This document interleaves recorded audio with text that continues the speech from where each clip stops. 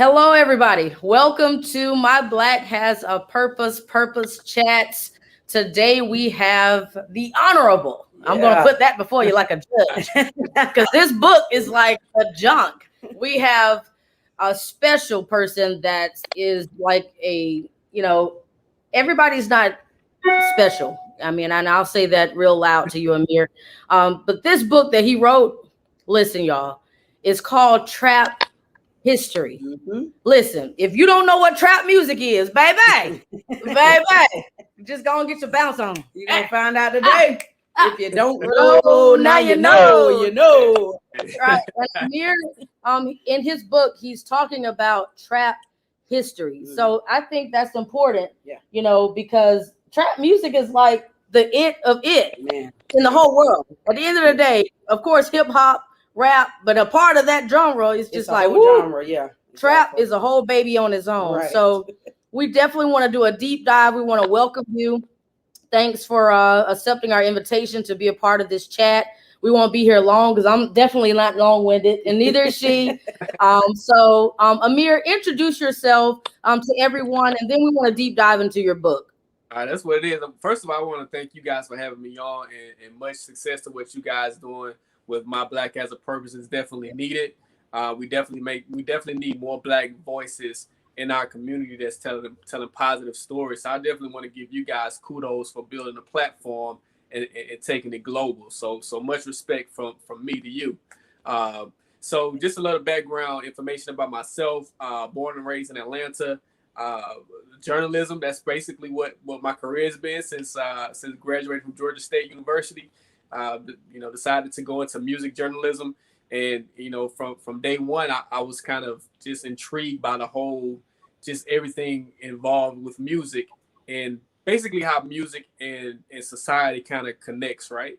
And just being an Atlanta native, I noticed that trap music wasn't just an Atlanta thing, that it was a global thing, that people were using those same snares and 808 drum patterns in music where you can hear it in Mexico, Asia, all around the world. There's some version of trap music. And I was like, wow, no one has written a book about where this thing has started. So I was no one has really documented this culture and documented the stories.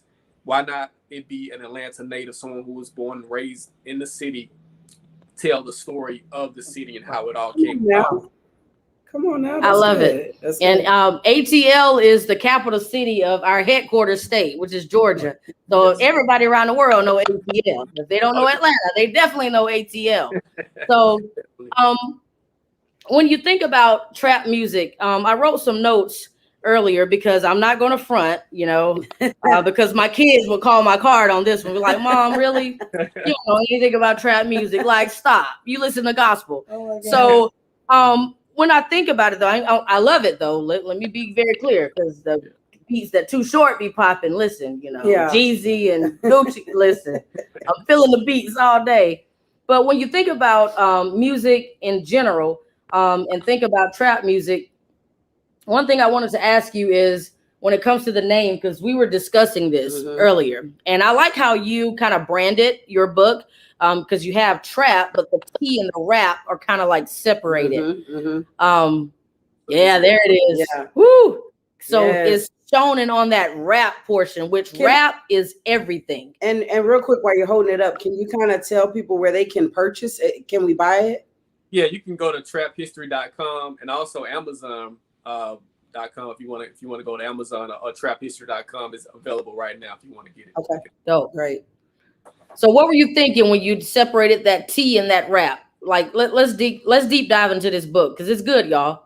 Okay, so I wanna just talk about the cover, right? So I wanted the cover to represent Atlanta, right? So and it kind of represents the dichotomy of Atlanta, right? So we have a young, and this is Mari. He's a young up and coming rapper based out of the South Side of Atlanta. He's up and coming.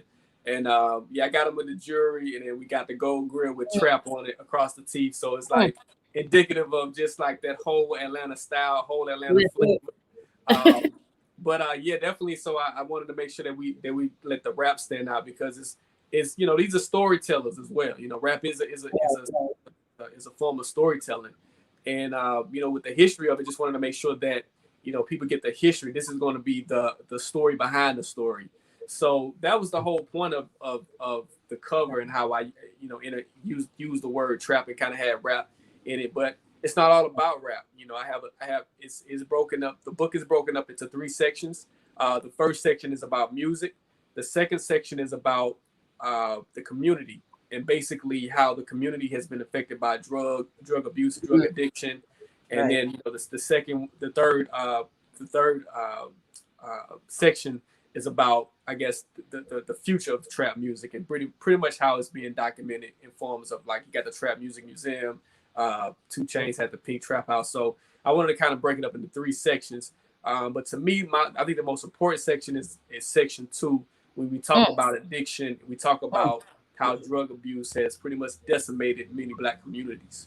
Right. Yeah. And it's I was telling Z earlier, I was listening to a little clip on your Instagram, and I like the way you worded it. You said it tells a story about a generation captured by America's war on drugs. Yeah. So I guess my question was, like, first of all, where did the word trap come from? Like, because when I look it up, I honestly went to the Webster dictionary of it, and I was like, man, it's crazy that we would be proud of something that says entrapment, and when I looked it up, in the sense of a noun, a device or an enclosure designed to catch or retain an animal, right?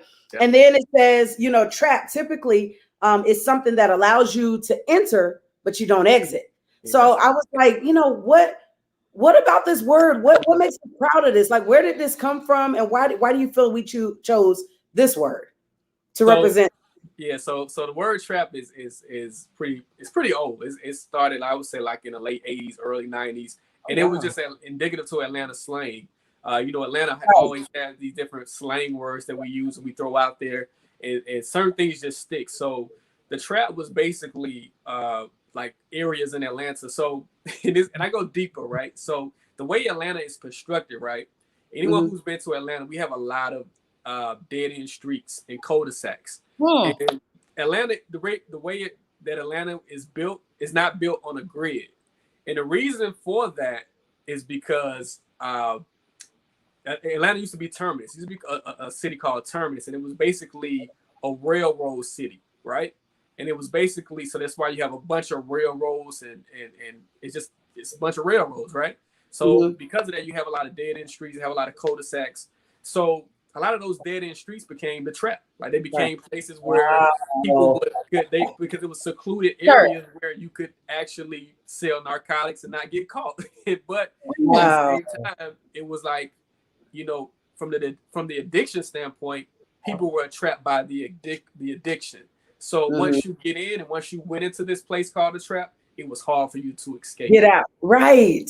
So yeah, it's several meanings behind this word.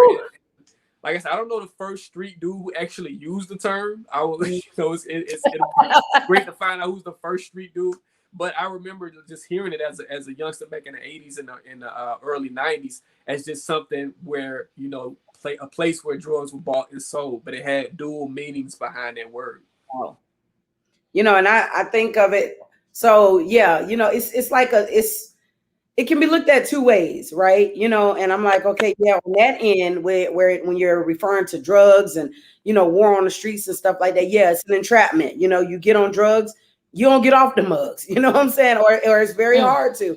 But I guess when we think about it in the sense of music, the entrapment is different. It's like, even though the definition is saying that it catches a part of the body, I think more of it like it catches a part of the mind, your spirit. Like, music traps you. You hear a certain music or you hear a beat come in and you're like, oh, I'm trapped. Oh, here it comes. Can't let it go. It's like, man, so I was wondering, and I guess that's for me. I was like, that's dope how it just became a whole genre of music in itself, And is it true? So, like, trap music, was it like gangster rap? Was it a mutation, of gangster rap and trap? Is and trap the same thing? Yeah. So I kind of put it in a book. So a lot of the sounds that you hear from what's gangster rap now is kind of a mixture of several different genres of subgenres of rap music. So I put gangster rap in West Coast gangster rap, which originated in South Central LA. Then you have the Memphis rap sound of the 90s, where you had 3 6 Mafia, Tommy Wright III, Project Pat, guys like Skinny Pimp. Like a lot of that trap sound that you hear right now is similar to that Memphis sound that you would hear in the 90s. And then you had the crunk era. So you have a lot of those same beat patterns. Yep. There we go. Foolish. And then the Houston screwed up sound is also kind of a mixture in it. So it's like several elements within what's happening in the 90s to kind of put together this what we call trap music right now. But it was definitely influenced by, you know, gangster rap, the Memphis rap scene, and Houston screwed up movement back in the 90s. So definitely that's a good point. Dope. So what got you interested? What caused you to write this book? So it's interesting because I had been hearing the term trap. Like, it's just because it's in Atlanta, you just think, okay, this is some things that we say. Like we say yeek, right? You remember yeek? Yeah, yeek. Huh? But you know, the thing about yeek, right? It never escaped Atlanta, right? So someone from California can't tell you what yeek is, but it's just an Atlanta thing that we just know about in the South. Like, is this what we do? Is this an Atlanta thing? And with trap, I never really thought about trap being something beyond what we would hear in Atlanta. I just thought it was just another slang term in Atlanta. I got a chance to go to London in 2012 to cover the Olympics, right? And so this young woman, we went to like a bar like near the stadium, and she was telling us about this thing called Trap Night. And so I'm just like, wow, they got trap in London? And she's like, yeah, we got like this. So she's like, yeah, they have a trap night in London. And I'm just like, wow, like, and I'm just thinking, right, do these people in London really know that it originated in Atlanta? And I'm like, probably not. So my whole thing was that, okay, let me tell the story about how this whole thing came about and really bring some texture to the whole narrative about what it is versus, you know, I didn't want to be, you know, because I feel like it's going to be written about again, but I don't want it to be exploited. And that was my whole thing, that I don't want people to exploit our city, exploit our race. I want it, you know, it comes from a place of love. So for me, I'm going to see all sides of the story without having any type of negative opinion about any one way or the other. I'm just going to tell the story. So that was my whole thing, was really just to tell the story and come from a place of love. Gotcha. Man, that's good. So thinking about, I guess, the ideologies or the myths or, you know, the facts or the truths when you think of trap music. All right. So let's go to a scene. The club, trap music, Black culture, you know, America, the America we live in and just came out of under Trump. When you think about all these things, it's like, oh my goodness. Is trap music helpful or hurtful, in your opinion? I definitely have my own. I think it's helpful because, you know, it gives a way for people to relieve, an outlet, you know, an outlet, right, of what they're trying to say. Nobody may be listening. Right. And then I think it's hurtful because then it gives a false sense of, look, you can't get the Porsche and the gold teeth and the chain, you know, well, I got on somebody's party chains right now, but you can't get that so easily. You know, don't shoot, don't kill, don't do all that. It's just, can we just enjoy it? So I love how you came back and explained Atlanta, how a lot of dead end streets, because let me tell you, that speaks volumes to me. It does. Because so my question is, do you think it's helpful, hurtful, and then maybe related to those dead end streets? So music and art in general can be looked at as a tool, right? So you think about like something like a tool, like a screwdriver, right? A screwdriver, you can use a screwdriver to, like, you know, to build things, right? You can also stab someone with a screwdriver, right? So it's a tool. Like, it matters how you use it and what do you see this tool is useful for, right? I think, you know, when it comes from an honest place, when it comes from an honest place of storytelling, I think trap music is helpful because it shows a side of the black community that you may not really see. You may not understand where it comes from. You may not understand the stories or just like what's happening on a day-to-day basis. My biggest thing is that when something becomes so big and it becomes so influential that it becomes almost like a caricature. There's caricatures now, right?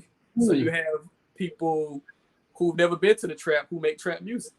So they're not really telling an honest story, right? So everybody who rap didn't sell a kilo. You know what I'm saying? It's hard to touch a kilo. Kilo costs 30,000 plus. So everybody was not a kingpin who rapped. So that's the false narrative that's being perpetuated a lot of times. And but you think about it, but when you put something, when something becomes commerce, right? When it becomes business, then you open it up for it to be false narratives, because now people are only doing it to get money, right? Now people are saying, okay, yeah, I was in a trap, but you were never in a trap. But you're saying you're in a trap so you can make money, right? Exactly. You're influencing a whole nother generation to think that they can sell drugs and then rap and then everything's gonna be okay. And that's not how it works, right? I think people who did it, in the 80s and 90s, they weren't doing it to get a record deal. They were selling drugs because, unfortunately, the environment built this for individuals in impoverished communities. So my whole thing is that, when it comes to music, when it comes to anything, that it's a tool, and if you can use the tool in a helpful way, it can help. But if you want to use it in a hurtful way, it can also do a lot of harm and damage. That's right. Wow, that's so good. That is when you said the false narrative.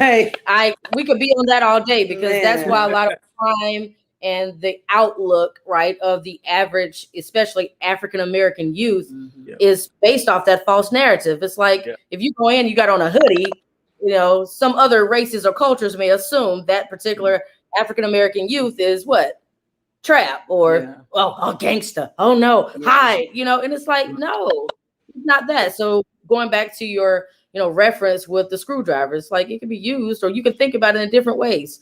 So stop thinking about the negative narrative and let's focus on what these artists are saying. Because if we listen, politicians and leaders and, C-suites all around the world, maybe there's something that they're really trying to say. So I think that's dope. I love it. Like, even when we were talking about the dead end part, Yes. I think about it like, every dead end you can turn around. Like the cul-de-sac, you know what I'm saying? You get to a cul-de-sac, you can turn around, and go back the other way, or head a different direction, whatever the case may be. But I just love it because, like we were saying earlier, I feel like it's another outlet. Some of the younger generation, they don't listen to R&B like we used to. They don't rap the same. They don't sing. So this right here is another way for them to express themselves. Totally. And I love it. That's the reason why earlier I asked you, why we utilize that word, which has always been seen as something negative because of what it means. You know what I'm saying? But look how we turned it around, though. Look, and like you said, Atlanta put it on the map, and it put Atlanta on the map. So definitely. So my thing is to tell the kids the truth, right? So the thing, and that was the biggest thing as far as me adding a chapter. I have a chapter, Trapped by Addiction. And so, a lot of people think, a lot of times, a lot of rappers, they may talk about the glorification of what it is, the ending results of selling drugs, right? The having money and the women and the fast cars, things of that nature. But they rarely talk about the addiction. Mm-hmm. Have you ever seen someone shoot up heroin? Have you ever seen someone addicted to heroin? Have you ever seen a mother who's addicted to heroin, who can't take care of her kids and who's looking for the next fix? That's what you're really selling, right? That's what you're really selling when we're talking about rap. So if you're not telling the kids that, this is what's happening, this is the end result. Like, people people who are caught by addiction are really struggling. A lot of, for a lot of people to come up and make money, they're selling something to somebody's uncle, auntie, grandmother, father, mother. So you got to understand that these are families who are being torn apart by addiction. If we don't tell the truth about what it is, then we're no better, right? So that was my whole thing, is that, okay, if I'm going to show you if I'm going to tell you the story of T.I., if I'm going to tell you the story of Gucci or Jeezy, I'm going to tell you the story of an addict that's living in a bluff who can't get off his feet. I'm going to take you into the bluff. Wow. You know what I'm saying? Because, I mean, if you haven't been to the bluff, and the bluff is one of the most notorious drug traps in America, where people are still struggling with addiction to this day. My God. And so that was important for me to really tell that side of the story about the struggle of addiction that a lot of times you don't really hear with the rap music. Wow. Do you do music yourself? I don't do music. I'm just a journalist. I'm just capturing culture. That's my whole thing. I want to be able That's to dope. culture, That's capture dope. what's happening. So yeah, I'm a journalist. That's my occupation. So is trap music one of your favorite genres of music? Like, do you listen to it a lot? I like trap music, but Yeah. I'm an Atlanta native, so I'm anything that's Atlanta, I'm down for. You know, That's what's up. That's what's up. Rep your city. Look. You know what I'm saying? So anything that's from Atlanta, I think Atlanta is so creative and so inspirational. Just the entire state of Georgia, like, you know, we talk about the Black people who have influenced the world that's come from Atlanta and come from Georgia. You can't, you know, it's amazing. You know, so for me, I'm riding for all the creatives that's in the state. Right.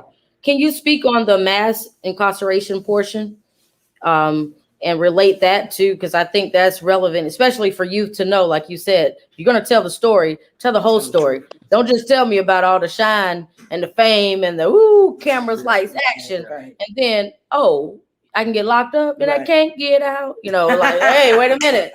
So can you speak about that? Yeah, I talked about mass incarceration, of course, the 1994 crime bill that was signed by President Bill Clinton. You know, unfortunately, a lot of Black people was a narrative that, you know, Bill Clinton was the first Black president, but no, Bill Clinton locked a lot of Black people up. So, you know, it was a lot of the mandatory that occurred, and you know, the RICO laws. There's a lot of people who were doing drugs, right? Doing time behind bars because of drugs. And, you know, now they're legalizing marijuana. So you see how the disparities have, you know, impacted Black America. When you talk about mass incarceration and you talk about, you know, individuals whose lives have been stolen because of drugs. So that's my whole thing is I want to really tell the truth, all aspects of the truth, and let people know that, you know, this is a place where you can end up. So, you know, that's my whole thing is to really speak truth to what's happening and not really, you know, just create a picture just so I could highlight the music. And I want to really highlight what's happening in the community. Really appreciate that. So is the movie coming soon? You know, so let's cross our fingers. I can totally see, you know, especially young people, like, just tell the truth. And I really appreciate you, you know, giving the whole truth, nothing but the truth. So help you God, because, you know, the shine and the light, that's tote. But it's like, how many people really make it up there? You know, most people are down in what's the particular area you mentioned? Because I've never heard of it, but you're going to make me go deep dive and research and be like, man, is there something that I can do? You know, what was that area you mentioned again? It's called the Bluff, and the Bluff is like a couple of blocks away from the stadium where the Atlanta Falcons play. So it's blocks. You know what? Well, I have seen. Okay, I've seen the Bluff passing through. Yeah, a lot of homeless. All right. Wow, that's rough. Wow. Yeah. Well, listen. Is there anything you want to say to the youth? You have any more questions? No, I mean, that's actually what I was thinking, you know, because so many youth are inspired by trap music, you know. That's they turn up. That's what they call it, a turn up, you know, turn down for what? Like, you know, it come on, and sometimes I feel so out of place if I'm in a club or something and a trap song come on and everybody and I'll be like, oh, hey, yeah, okay, oh, make it. Hey, don't know a word. I have no idea what they talking about. I don't know the meaning. I'm telling you, for me, it's always been about beats anyway. Like, if a beat catches me, you know, because I'm a singer, but it's all about that beat, man. Like, and for trap beats just be so catchy. Like, I mean, they be saying your draw stink. You know what I'm saying? Like, I mean, I'm just saying, you'll be in there jamming, and then later on you listen to the words, you be like, wait a minute. Wait. I was dancing to that. Like, man, I got to give kudos to all the producers, man, because they really have taken not just rap music, because pop music is using trap beats now. Like Taylor Swift and Katy Perry, they're using trap beats. So yeah, right. You gotta give a shout out to these young black men who created this sound. Yes, and, man. You know, who that's influenced the world to basically copy their sound and put it upon their music. So shout out to all the young black men and women who have cultivated this trap music sound. I appreciate that, because to me, it's like they curated a new sound, filled a white space, and then it's being, reproduced everywhere in every sound. Because I promise you, I've seen a lot of my friends, the trucks jacked up and the country music playing. I'm like, that's country? Oh, yeah. Wait a minute now. Man. And it just speaks to the minds of, the African American culture. Like, we're not done. Oh, yeah. We are constantly creating something new, every time, every time they try to hold us back, or make us feel like, or if we feel like we're done, you know what I'm saying? All we got is R&B, or all we got is this. We always come with something new, it just shows how creative our minds are, man. Like, and that's what I love about it. Cause I'm just like, whoa, listen to this. Like, this is different. You think do it for the culture. Yeah, you think music is just music and we're gonna have it one way, and everybody's gonna eventually go back to the R&B, and we're gonna go back to how we used to, boombox, whatever. But here we go, and the young generation shows us, nah, we got something else for you. And that's what I love about it. I love it because it's inspiring. You know what I'm saying? It shows them that you can do and be whomever it is that you want to be. You can do whatever you want to do, And like I said earlier, something that may have a negative connotation because of the name and what it's been associated with for so long. Look how it's been turned around, though, and people enjoy it. We have fun with it, Totally. So, but speaking a little bit on what Z was saying, usually at the end of our conversations, I'll say, if you could speak to, one of those young men or women, who's kind of just lost faith, are hopeless, lost purpose, feel like, and maybe they're a rapper, maybe they've been trying to get their music out there and they're just like, I'm giving up. I don't want to do it. What would you say to them? And to me, to add to that, you fill a different space because you're a journalist, right? But exactly. I've seen you in so many places, and it's like this boy everywhere. Right. Media. You're just writing a story. You're creating a narrative. You put it out there. Now you're an author. Listen, there are other ways to do this thing, and you still cool. Right. You still get the speak chicks, from that. Speak from that aspect. Definitely. Oh yeah, no. It's my thing is this, man. I always tell the kids to like really go beyond what you see every day, right? You know what I'm saying? Meet someone outside of your community. Meet someone outside of your network. Meet someone who's not in your inner circle. Because the thing is, like we always say, your network is your net worth. Like the people who you meet, that's what's going to like take you to that next level. That's right. And just think of different things. Like, I think a lot of times teenagers, they get caught up in the day. Like I had a bad day and they feel like they had a bad life because they had a bad day. No, you just had a bad day. You know what I'm saying? Like there's so much more you got to look forward to, beyond what you're experiencing now. So my whole thing is to get on the right path, stay focused. Don't listen to the negative people that's in your ear, and find your talent, find what you're good at, and have that confidence within yourself. Because that's the biggest thing. We got to teach kids to be confident. That's my whole thing is that they got a lot of talented kids, but they don't feel like they have the confidence to really achieve and do the things that people say that they can't do. So my whole thing is that we got to teach confidence. That's the number one thing. You know what I'm saying? You all confidence. You all have that talent to really get to that next level. And that's my whole thing. Just be confident. Meet people outside of your circle, and just know that a bad day does not equal a bad life. Come on, man.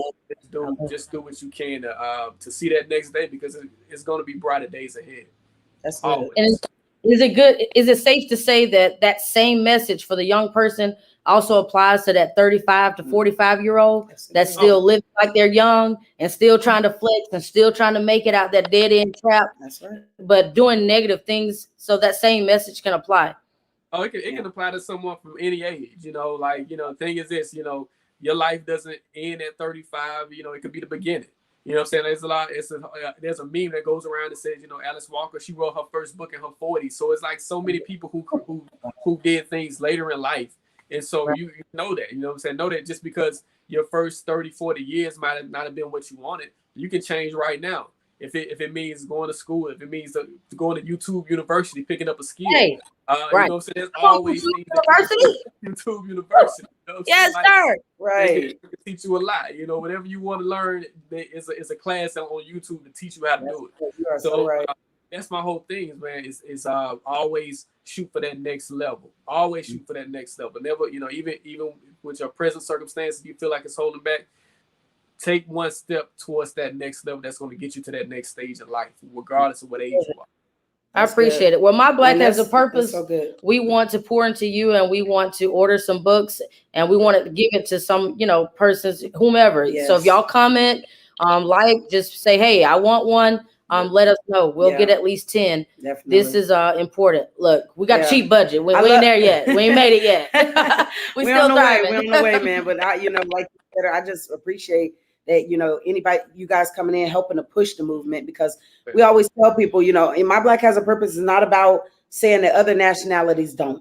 You know, it's just about helping us in the African American community to understand that we too have a purpose, whether it's trap music, whether it's journalism, whether it's, you know, healthcare, whatever it is, you know, and like you said, making sure that we speak that positivity into the youth, because so that they can grow that confidence. Right. You know, we can't continue to beat them down with our words and make them feel bad about things. And I'm saying that, you know, honestly, preaching to myself and those of my age and older, because we have that misconception of trap music. Oh, y'all listening to that mess, you know? Oh, that mess. Oh, turn that mess off, or what is that crap? You know what I'm saying? Instead of uplifting them and letting them know, man, hey, you know, if this is what, you know, go after your dreams. You know what I'm saying? I'm proud of you. Like, this is dope, because you don't understand when you say things like that and speak negativity into our youth like that, you kill their dreams. You kill whatever little bit of purpose they felt like they had in the first place.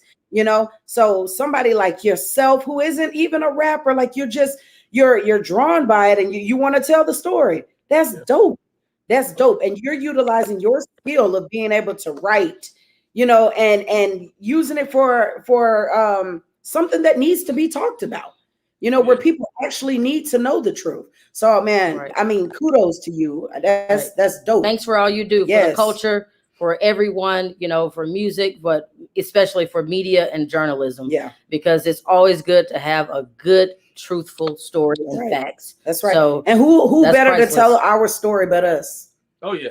For So sure. we can have people write it all day, but they're not going to understand it like we understand. Nah. You know what I'm saying? You got to be in that thing to know. So, yeah. So the website, traphistory.com, and they can order Amazon.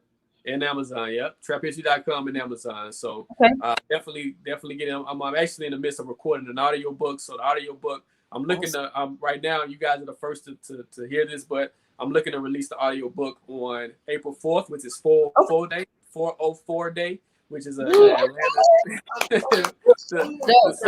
holiday. Awesome. That's dope. Release the audio version. So that's where we at. And again, thanks for for building this platform. My Black Has a Purpose is definitely inspiration within those words. So kudos to what you guys are doing, and much respect. Thank you so much. Listen, if person needs to contact you for booking, how do they do that? Oh yeah, just you go to arshawmedia@gmail, or you can just follow me on Instagram, arshaw23, ARSHAW23 on Instagram. And shoot me a DM, man. I'm responsive to DMs, and yeah, we can make some stuff happen. So just hit me up on social if that's easier for you.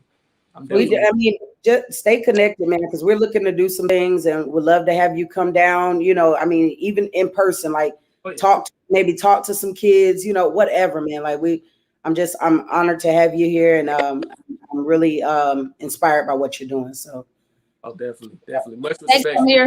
Continue doing what you're doing, man. I really like what you guys are doing.